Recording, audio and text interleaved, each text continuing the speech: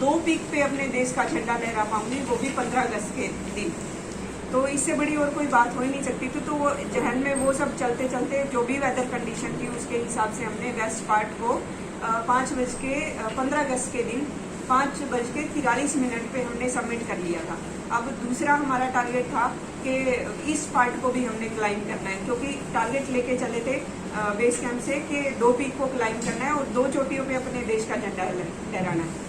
लेकिन weather forecast की वजह से फिर उन्होंने मना कर दिया कि इस कंडीशन में, चलो आपकी जिद थी, एक जिद हमने पूरी कर दी, बट इस वेदर फोरकास्ट में हम टीम के साथ रिस्क नहीं ले सकते।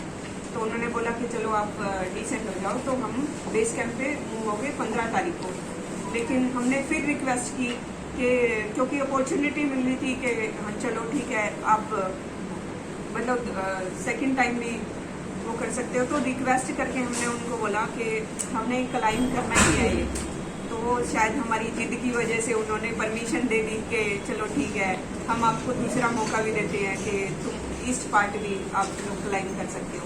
क्योंकि हमारे इंडिया में अगर मैं देखूं तो हमें परमिशन सिर्फ 2 सबमिट करने के 2 चांस मिलते हैं। अगर वेदर कंडीशन की वजह से एक बार आप अटेम्प्ट करते हो और किसी वजह से सबमिट नहीं हो पाया, तो आपको वापस बेस कैंप रखा जाता है और आपको दूसरा अटेम्प्ट करने का मौका मिल जाता है। बट बाहर की कंट्रियों में ऐसा नहीं है, दे आर वेरी प्रोफेशनल, वो सिर्फ एक ही चांस देते हैं। बट वो कहीं ना कहीं हमारी वो 15 अगस्त को लेके इतनी श्रद्धा और वो सब थी ना, तो उसकी वजह से हमने इतना सारा रिक्वेस्ट किया, तो शायद उन्होंने हमारी वो उस रिक्वेस्ट को रखा और दूसरा चांस हमें दिया।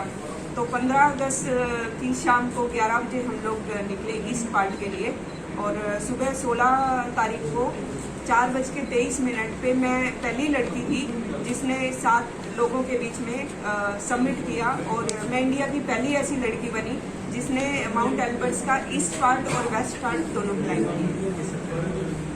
हर जर्नी के अंदर आपको नया चीजें मिलता है, इस जर्नी में क्या नया मिला आपको? हर माउंटेन का एक अलग स्टफ है, तो दोनों माउंटेन का इसमें भी अलग स्टफ था। बट इसमें मैंने बताया ना कि वेदर कंडीशन थी, वो वेदर कंडीशन बहुत ज़्यादा ख़राब थी। विंड स्पीड आज तक मैंने माउंटेन की है, जितने भी माउंटेन की है, उसमें यूजुअली हाईएस्ट जो जाती है स्पीड वो 30 से 35 तक की जाती है। बट 45 से 55 तक की स्पीड, वो भी -30 डिग्री टेम्परेचर में। तो ये मेरे लिए सबसे बड़ा चैलेंज था कि हम लोग 2 सेकंड भी खड़े हो रहे हैं तो पूरा फ्रीज हो रहे हैं, और ऊपर से सिर्फ हमें देखने को क्या मिल ये था कि हाँ 15 अगस्त को ही सबमिट करना है। तो हम लोग कंटिन्यूसली धीरे धीरे करके मूव करते रहे, और 15 अगस्त को वो टाइम था जब 5:43 पे मैं एल्बर्ट्स की वेस्ट साइड पे, एल्बर्ट्स के भी 2 पीक उस टाइम हमें पता चले थे बेस कैंप के अंदर कि माउंट एल्बर्ट्स के 2 पीक हैं। क्योंकि जब हम इंडिया से निकले थे तो हमें यही पता था कि माउंट एल्बर्ट्स सिर्फ एक ही माउंटेन है। तो वहाँ जाने के जब बेस कैंप हम पहुँचे तो हमने देखा कि वहाँ पे 2 माउंटेन हैं, बिल्कुल साथ साथ नहीं है। फिर हमने पूछा रशियन जिनके साथ हम गए थे, तो हमने पूछा कि रशियन जो गाइड था कि ये 2 माउंटेन कैसे हैं। तो उन्होंने हमें बताया कि ये माउंट एल्बर्ट्स ईस्ट साइड है और वेस्ट साइड है।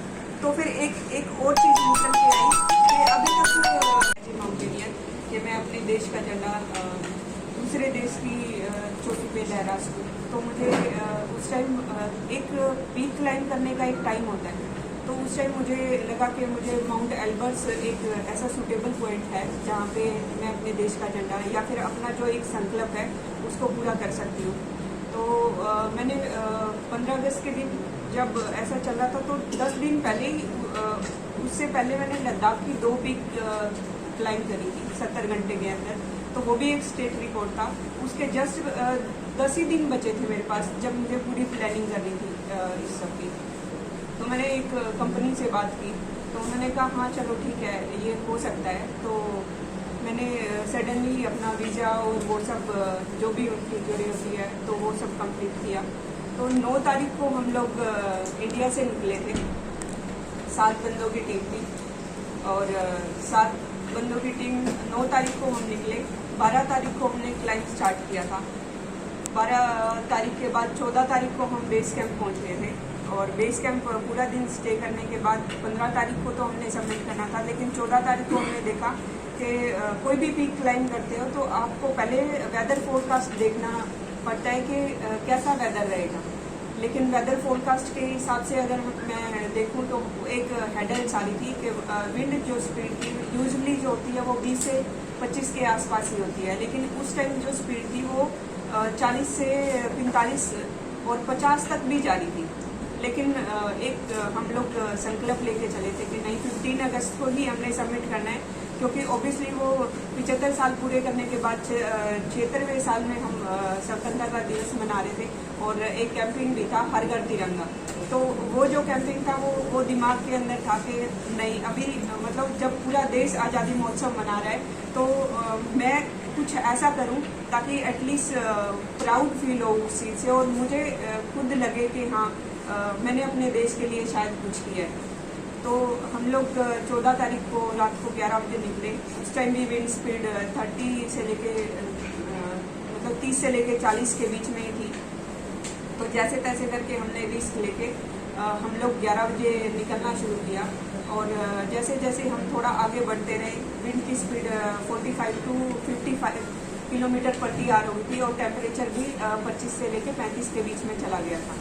मतलब ऐसी सिचुएशन हो गई थी कि जब हम पानी पीने के लिए अगर 2 सेकंड भी रुक रहे हैं तो हमारे हाथ और पैर बिल्कुल फ्रीज हो रहे हैं। हाथ के अंदर कम से कम हमने 3 लेयर डाली हुई थी।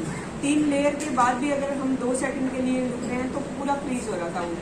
तो ऐसी सिचुएशन में और जो जब आपके साथ वाला आप एक ग्रुप में चलते हो, हम लोग 7 लोग थे एक ही ग्रुप के अंदर, तो जब साथ वाले की इतनी विजिबिलिटी थी कि आप आपसे अगले वाले को देख सकते हो, उससे दूसरे वाले को नहीं देख सकते।